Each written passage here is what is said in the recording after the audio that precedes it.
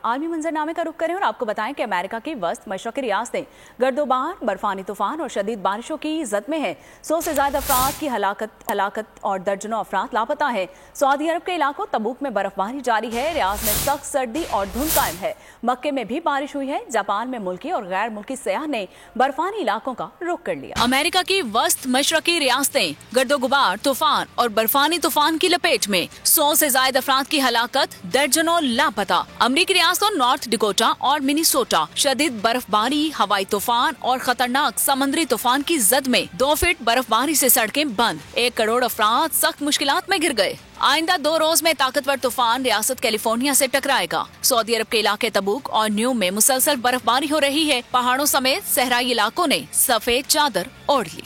Japan में मुल्की और गैर मुल्की सयाह ने बर्फानी इलाकों का रुख कर लिया, जबकि टोक्यो और मज़ाफ़ती इलाकों में मौसम खुशगवार।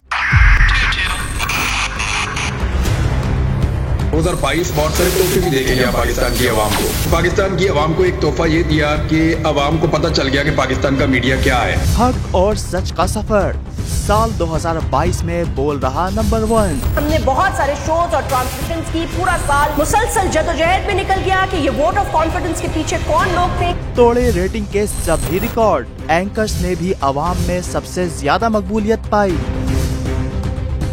और सोशल मीडिया पर भी बोल रहा सब पर भारी। सब्सक्राइब करें और बेल दबाएं ताकि कोई खबर रह न जाए।